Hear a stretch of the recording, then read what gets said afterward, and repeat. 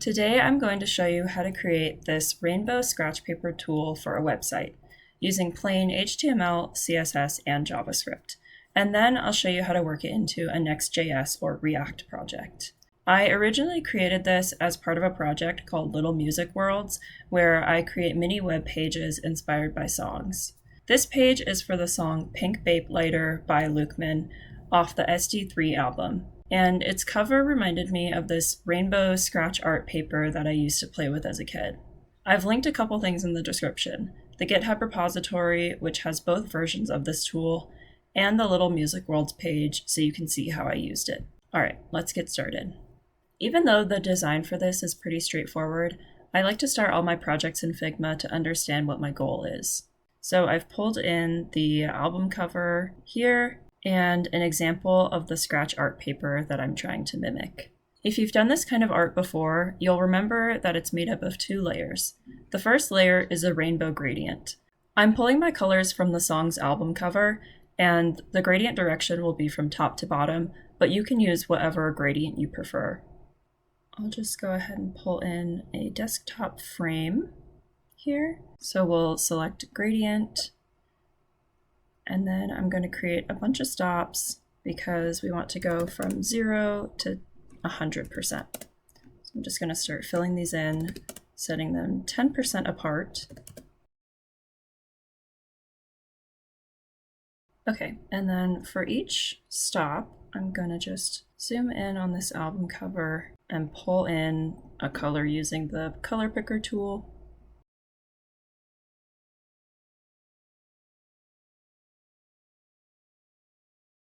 Great. Now we have a gradient that matches the album cover. The second layer is all black and it sits on top, covering the rainbow layer entirely. To imitate the scratch-off effect, we'll need to erase pixels from this black layer to reveal the rainbow gradient beneath it. It's kind of hard to mimic this effect in Figma, so I'll just take this pencil drawing and subtract it from the black layer, and that gives us the erase effect. So now that we understand our layers, let's go ahead and build it. First, let's dive into the plain HTML, CSS, and JavaScript version. We'll need three files: index.html, style.css, and script.js. Inside the HTML file, I'll create the basic HTML document structure. I'm setting lang equals en for English on the HTML tag, but if your website's text is in another language, then go ahead and use your own language code here. Inside the head tags, we need the character set meta tag to tell the browser how to read our text characters. UTF-8 basically covers every language and symbol, and it's good practice to always include it as the very first thing in the head. This viewport tag here is what makes the page size to an actual phone screen instead of a zoomed out desktop width, which is important to make sure this works correctly on mobile. I'll set the title to Rainbow Scratch Paper, and lastly we need to ensure that we link to our style sheet. Our style sheet is style.css. We now interrupt you with a brief intermission for cat time. Inside the body tags, I'll create an empty div for our main component, and then we'll have the script tags at the bottom for our JavaScript file. Putting the script tags at the end ensures that the browser reads and displays all the HTML elements before processing the JavaScript. This is important because the canvas element needs to actually exist before we run JavaScript functions on it. Let's give this div a class of Scratch Container. And then inside it, we'll make our two layers: a div that contains the gradient, so we'll call this gradient layer, and a canvas element for the black layer. We'll call this scratch layer. Now that our HTML is ready, I'm going to go ahead and hit this Go Live button down at the bottom, and VS Code will serve this HTML file on port 5500. So as you can see, it's actually completely empty right now, and that's because we haven't added any styling. So let's go ahead and do that. Let's go into the CSS, and I'm actually going to increase my font size. Sorry, I totally meant to do that earlier. Okay, first I'll use an asterisk to basically select everything on the page and make sure that it has a margin of 0 and a padding of 0. I'm also going to use box sizing border box, and this basically means that an element's padding and border are included in its total width and height, which makes element sizing very predictable. I'm also going to make sure that the whole HTML file and the body both have a height of 100%. Let's start with the Scratch container class. I'm just going to give it a width of 100% and a height of 100 dvh. Side note, dvh works better on mobile browsers than vh because it recalculates the screen height when you scroll down, and mobile browsers will hide like their address bar and the toolbar, so it'll recalculate the screen height and you get a more accurate view height than you would with just a regular VH. I'm also going to create the gradient layer and the scratch layer classes and just give them each a width and height of 100%.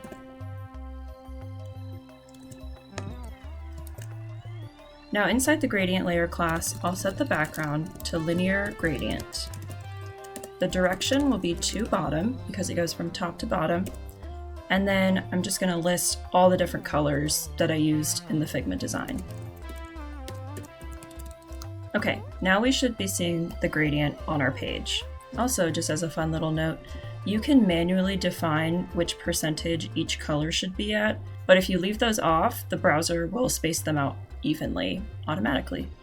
I also want to give the canvas layer a background color of black, just temporarily so that we can make sure it exists. Okay, now if we scroll down, you can see it's here. Great, but obviously these are stacked on top of each other, so now we need to fix that. I'll start by giving each of them a position of absolute.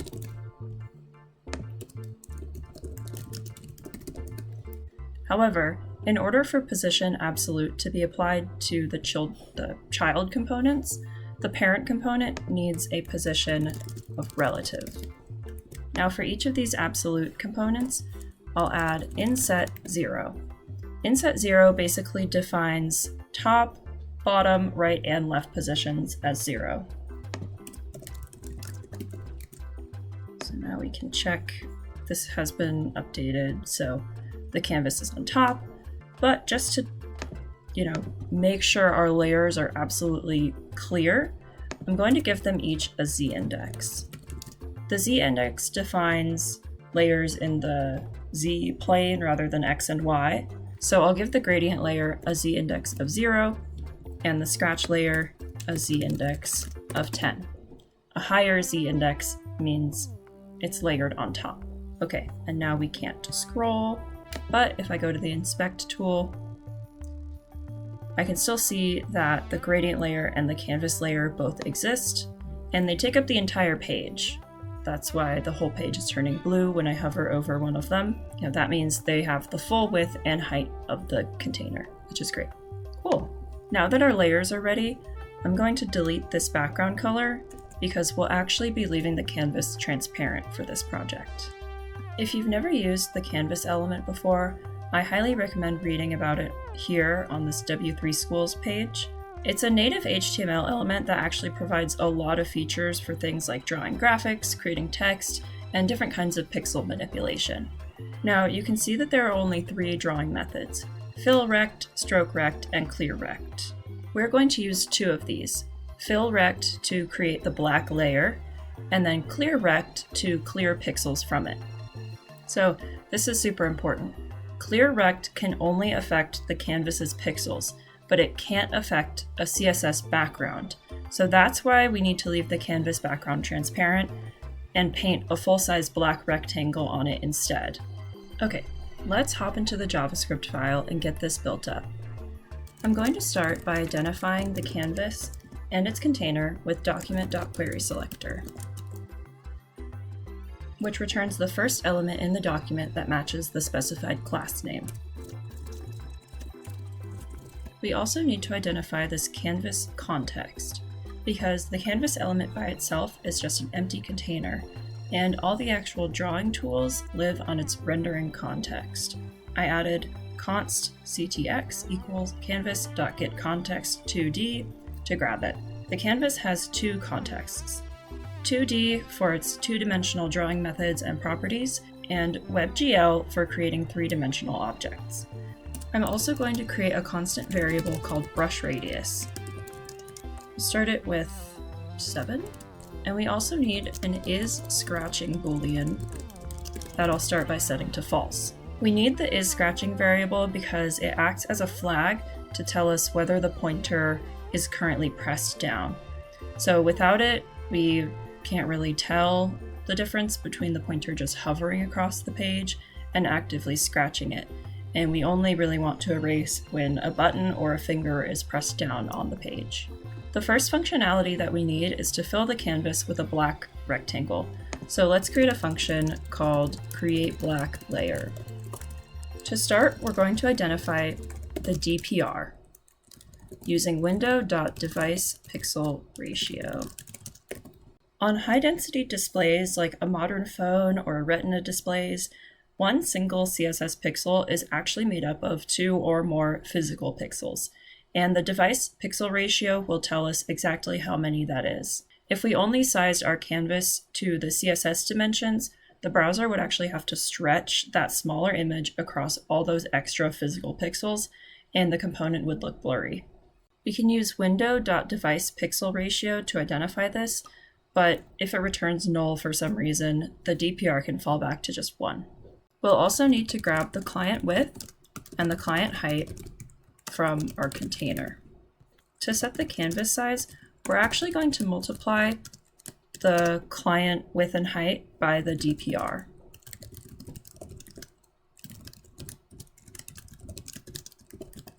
Lastly, we'll scale the context by the DPR.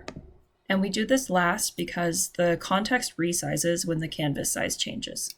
Scaling the context matters because we just made this drawing buffer DPR times larger than the display size. So if we don't scale the context, everything we draw will come out DPR sizes too big and in the wrong spot. Scaling the context by the DPR lets us keep our code in CSS pixel coordinates while the extra resolution calculations happen under the hood.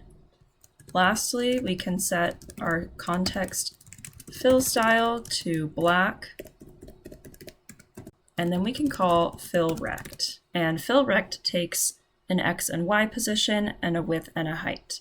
So we'll set the X and Y just to 0, 0, and then the width and height to client width and client height. Let's create our drawing event handlers. We'll need 3 helper functions: pointer down, pointer move, and pointer up. Although eventually these will be called by 4 event listeners because we'll also use an event listener called pointer cancel, and that will be the same as pointer up. Pointer down is when you click down on the screen. Pointer move is when your pointer moves. Pointer up is when you let go. Pointer cancel is when the browser decides that it's not going to take your pointer data anymore. So if maybe you were moving your finger across the screen and then it decides, oh, that was actually supposed to be a navigation gesture on your phone, then it would use pointer cancel and kind of force it into a pointer up state. So I'll just create our 3 event handlers, and they'll be empty for right now.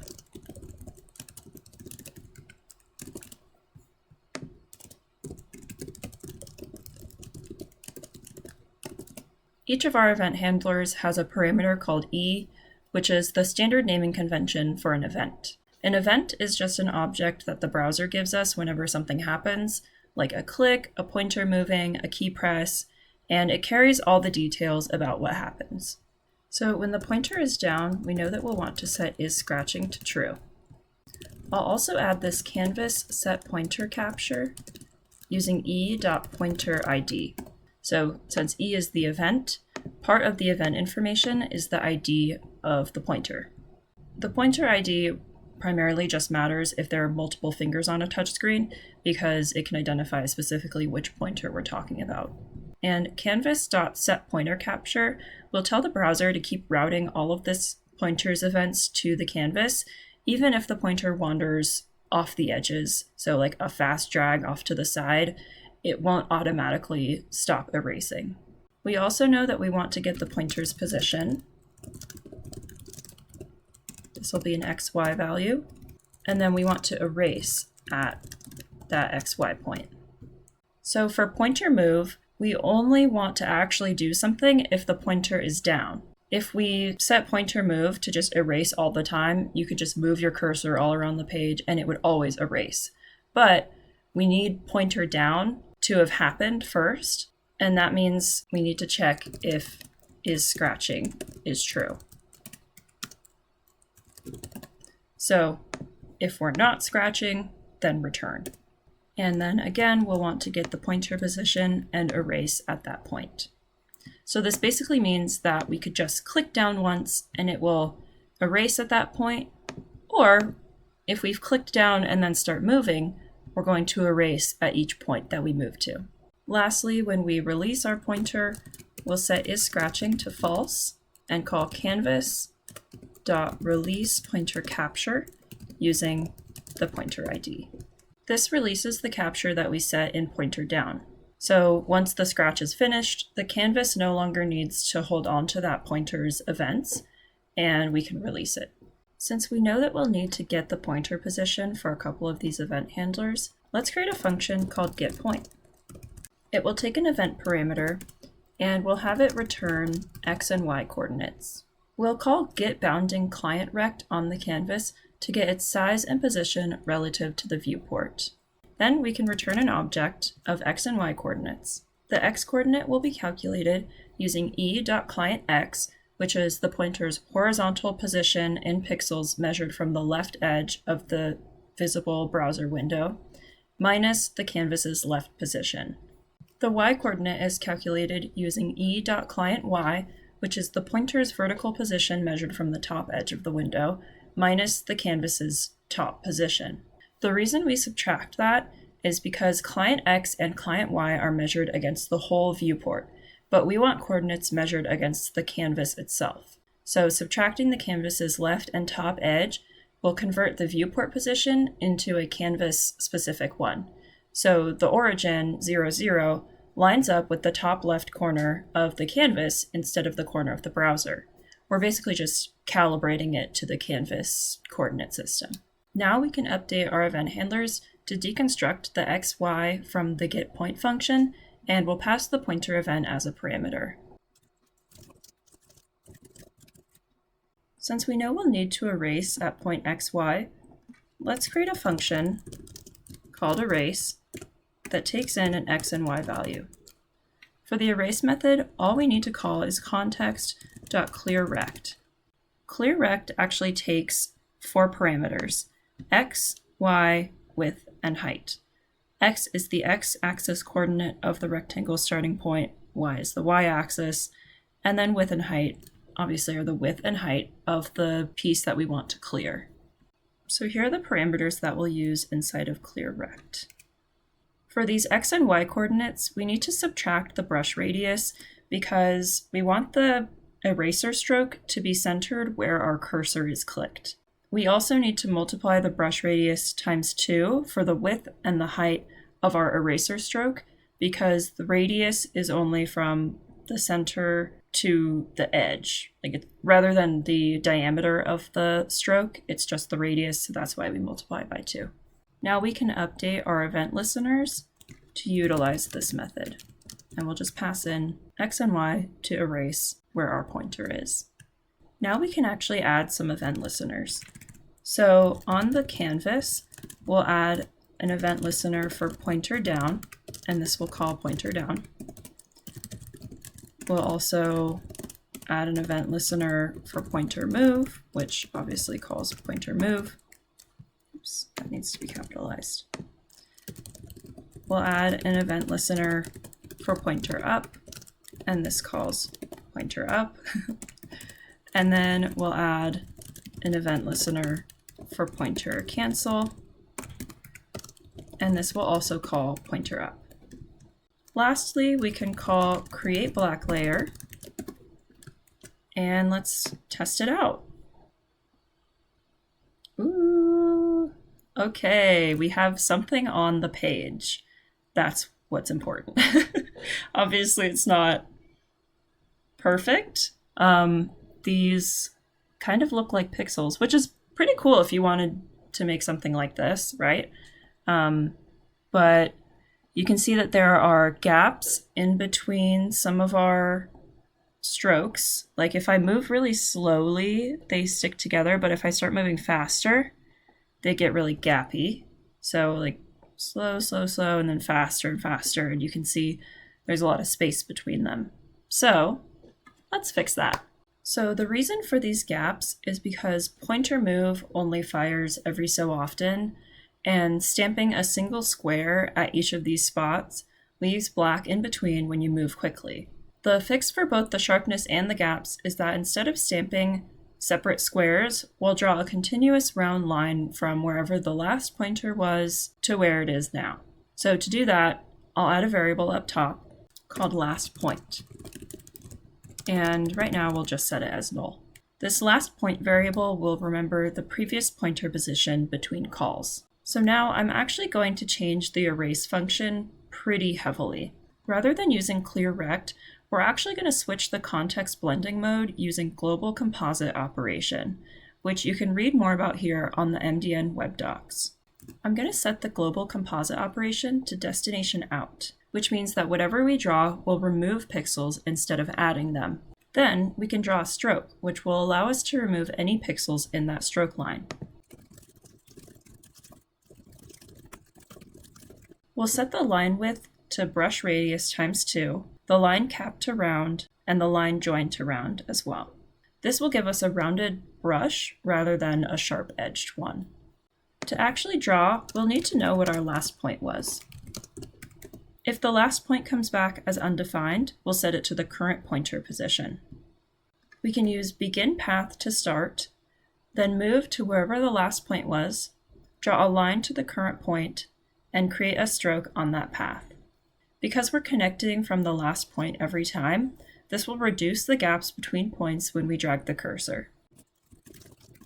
Lastly, we'll store our current position into last point, so the next stroke knows where to start from. Since we set the global composite operation to destination out, we need to update create black layer. Before we set the fill, we need to make sure that the global composite operation is set to source over. This is the default operation where a new drawing is painted on top, but we have to define it explicitly here because the erase function changes it to destination out.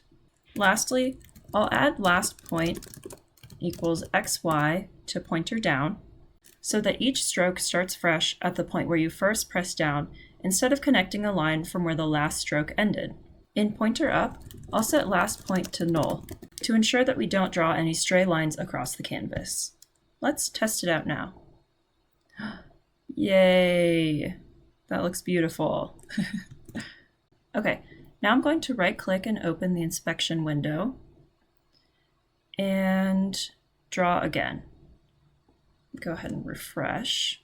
So if I refresh the page, it sticks with my cursor, but if I resize, you can see that the drawing is no longer aligned to my cursor. That's because the create black layer function sets the canvas context using the DPR. But when the window resizes, CSS stretches or squishes the displayed canvas to the new size, but the buffer keeps its old dimensions. Also, the get bounding client rect in get point reports the new size, which means our pointer coordinates are measured against the new size, but they're drawn into a buffer built for the old size. So one way to fix this is to resize the buffer, which can be done by adding a window event listener that repaints the black layer when the window resizes.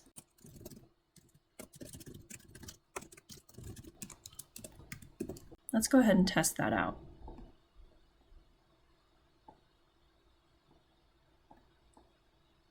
Okay, so the brush stays with my cursor, but when I resize the canvas, my drawing disappears. I honestly find this a little bit annoying because let's say I'm drawing and then I want to resize my window just a little bit and then continue drawing, it'll disappear. And I'm not a huge fan of that. So let's go ahead and remove this and try something else. Another possible fix is to map the pointer onto the fixed buffer at read time.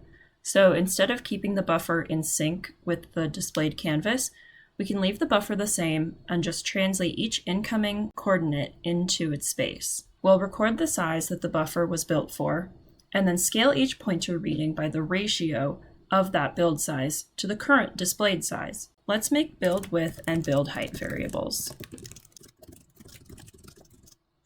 These will store the original size.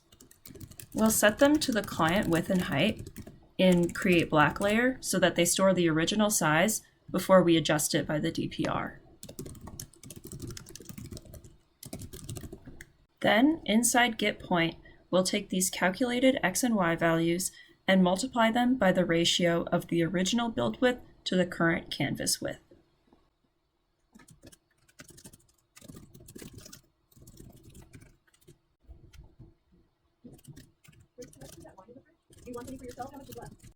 If the canvas hasn't been resized at all, then build width will be the same as rect width, and therefore this will be a value of 1. So the X and Y values won't be adjusted at all.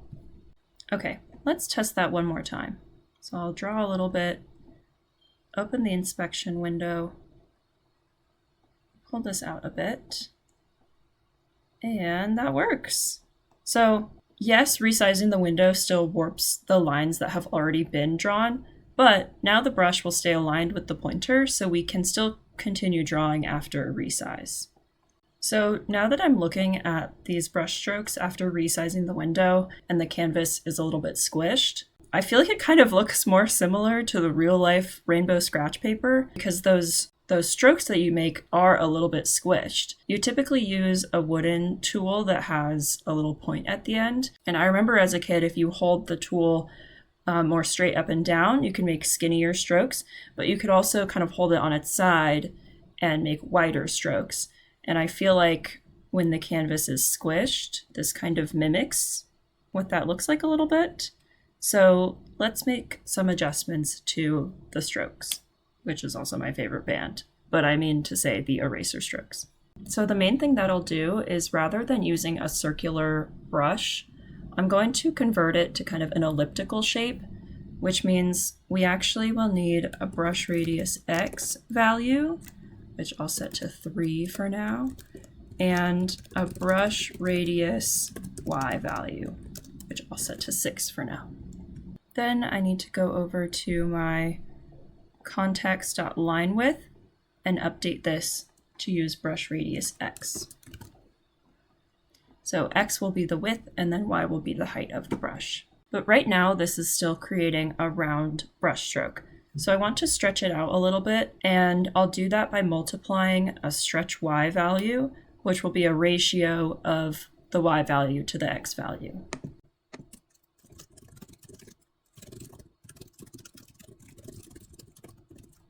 So after we get the last point, I'm actually going to call context.save and then context.scale, and we'll scale the brush by stretch Y to stretch it out a little bit. Then we can begin our path and we'll move to the last point. However, stretching the coordinates of the stroke does also move where the stroke lands, so we need to divide our Y values by the same factor to cancel that out and keep the brush under the cursor. We'll add divided by stretch Y to the move to and also to the line to.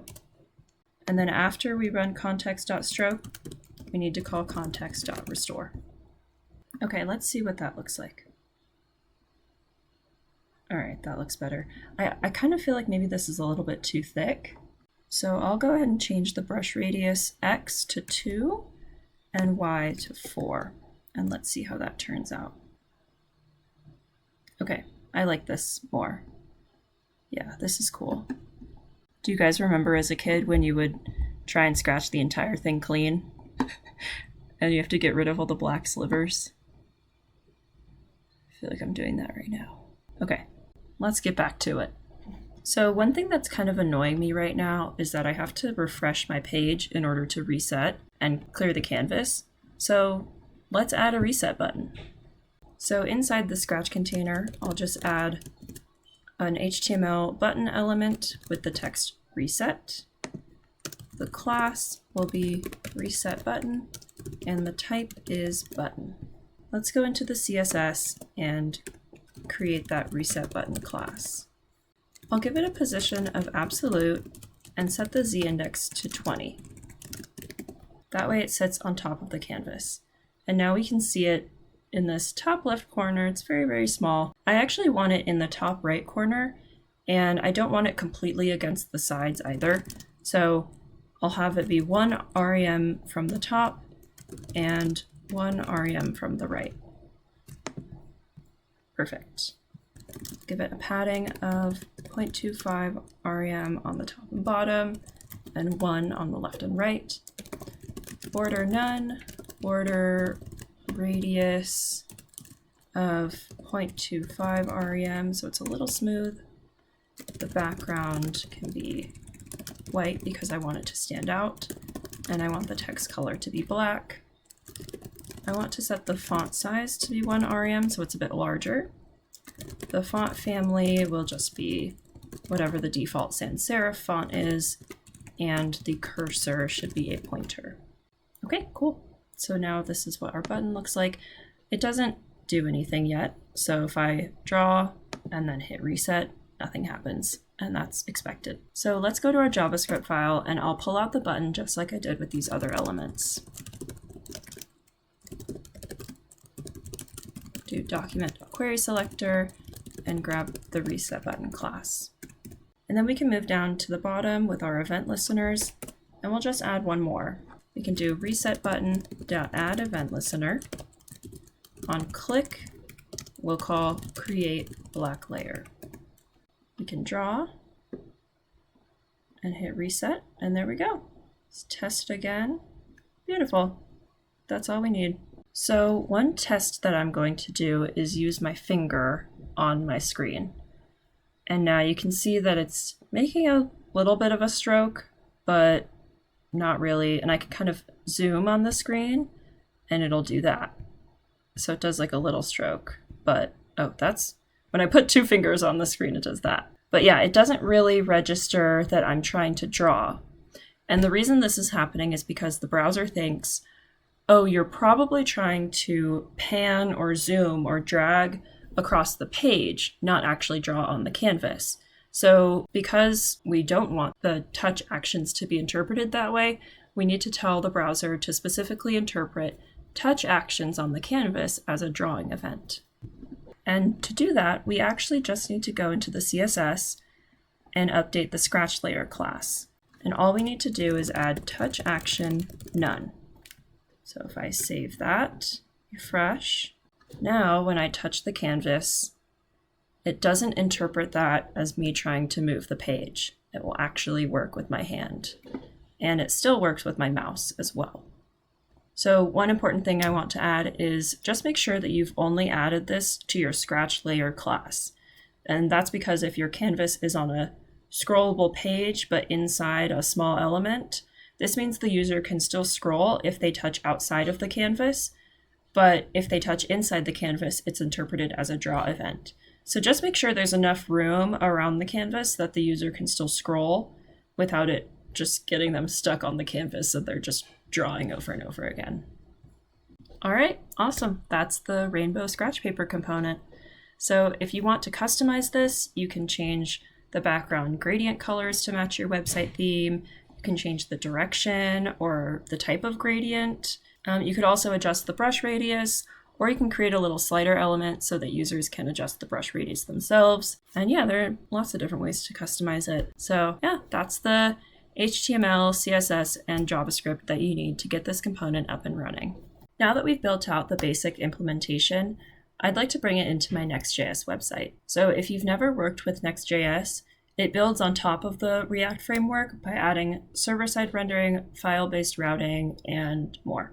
The main difference you'll notice is it utilizes TypeScript instead of JavaScript and Tailwind CSS instead of traditional CSS.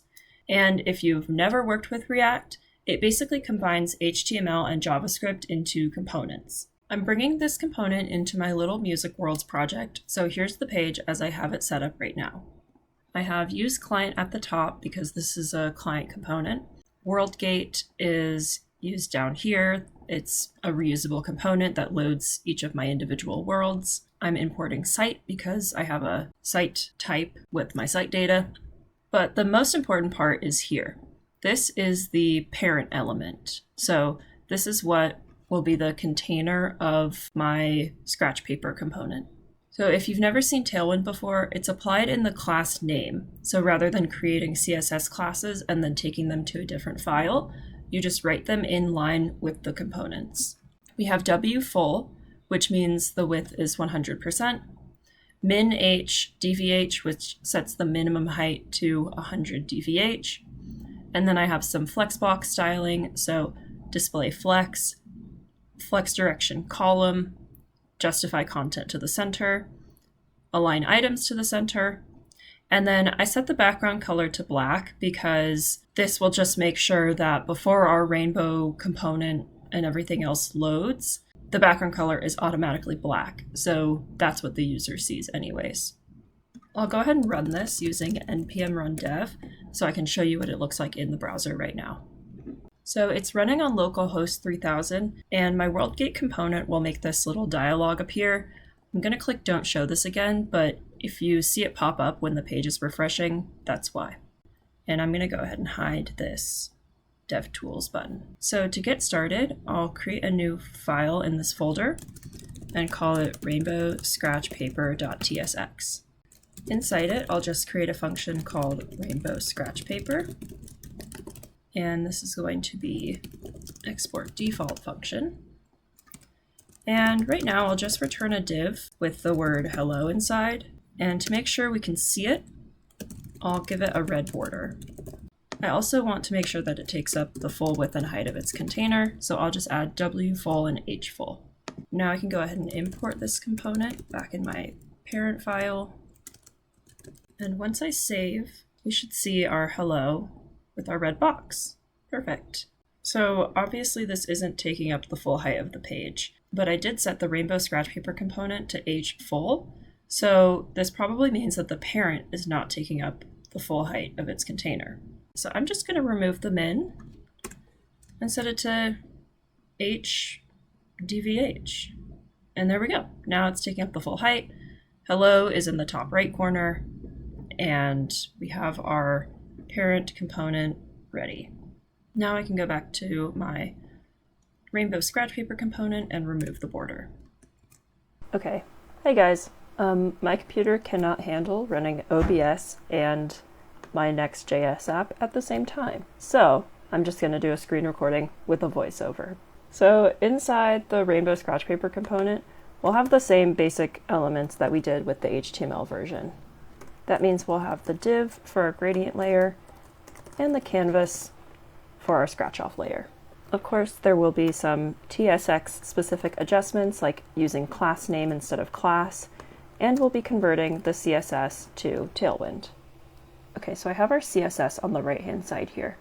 For our container, we have the width and the height set, but I want the position to be relative. For the gradient layer, we'll set the position to absolute. We want width full and height full, inset 0 and z0 to set the z-index to 0. I'll come back to the background in a second.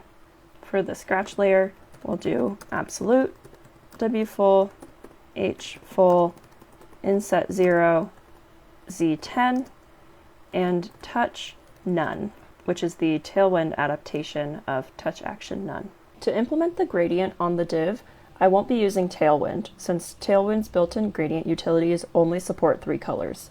Instead, I'll add a style attribute to set the background to the same linear gradient that we created earlier.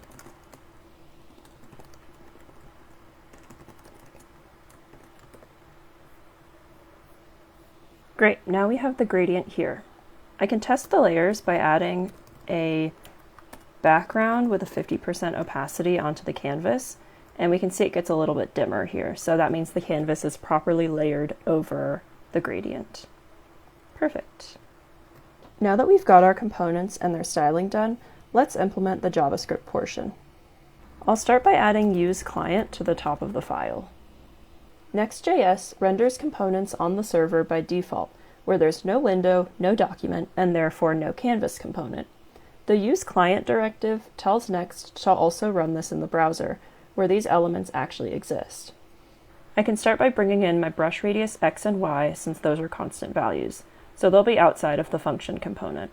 In the original JavaScript, I was able to just grab the canvas element with document.querySelector. But in React and Next sites, you have to use a use effect for two reasons. One, the canvas doesn't exist yet during the render.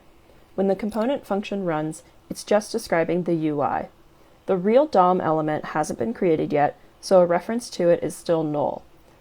The use effect hook runs after React puts the element on the page, so by then the reference points at a real canvas. Number 2, rendering is supposed to be pure, without side effects. Painting pixels, reading device pixel ratio, and attaching event listeners are all side effects, so it's best to put those in a use effect. So instead of query selector, I use a ref for the canvas and container and do all the sizing and painting within the use effect. So let's start by importing use effect and use ref. Here's a side-by-side so we can look at our old JavaScript again. So except for brush radius, all these declarations at the top of the JavaScript file will be converted to refs.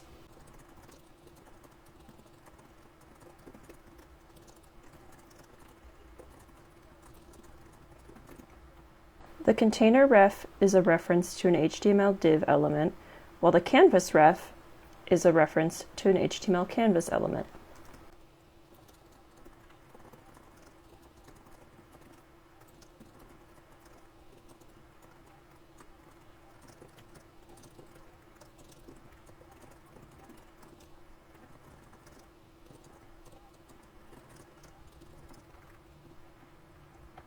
IsScratchingRef starts as a reference with the value false.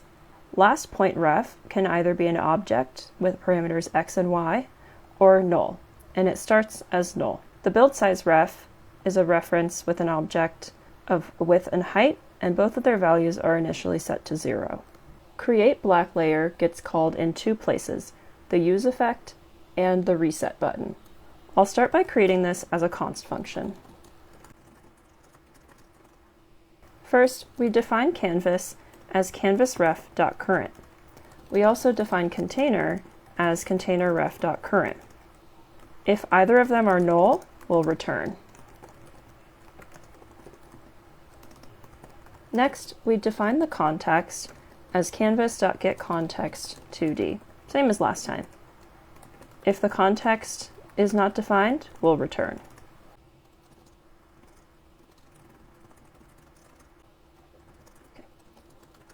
We'll define DPR, client width, and client height, same as we did originally. Next, we can set BuildSizeRef.current to the client width and the client height.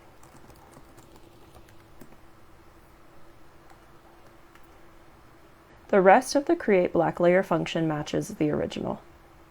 Next, we can create our useEffect, call CreateBlackLayer, and leave the dependency array empty. The useEffect only runs once on mount. It's safe to omit CreateBlackLayer from the dependency array because it only reads refs and can never close over a stale prop or state value. Outside of the useEffect, we can define our other helper functions. These are nearly identical to our original JavaScript functions, but you'll notice that the parameters now have type declarations to follow TypeScript syntax, and they use refs as well. This includes the getPoint method, which uses BuildSizeRef.current instead of BuildSize. The erase function uses CanvasRef.current, and make sure you use this question mark with the dot notation because it will check that current is not null before running getContext on it. We have handle pointer down, handle pointer move, and handle pointer up. You'll see that each of the E parameters are defined as a React pointer event on an HTML canvas element. To connect the dots, we need to set our element ref values. So the parent container will have a ref set to container ref, and the canvas has a ref of canvas ref. And rather than doing something like canvas.add event listener like we did last time, we'll actually go right onto the canvas element, and it has these attributes like on pointer down, which calls handle pointer down, on pointer move, handle pointer move, and you get the idea.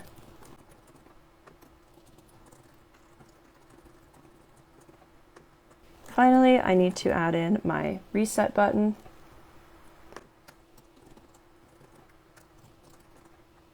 And in order to make the reset button work, we'll just set the on click to create black layer. Great, let's check this out. I'll go ahead and reset my page, and it's running smoothly. I can reset, draw with my mouse. I can also touch it, use the touchscreen component, and yeah, now we're all good. All right, and that's Rainbow Scratch Paper, implemented in HTML, CSS, and JavaScript that you can drop into any site and adapted into a React or NextJS component. Both versions are in the Rainbow Scratch Paper repository that's linked in the description below, and go give this song a listen since that's what started this whole thing. Thanks for watching. Bye.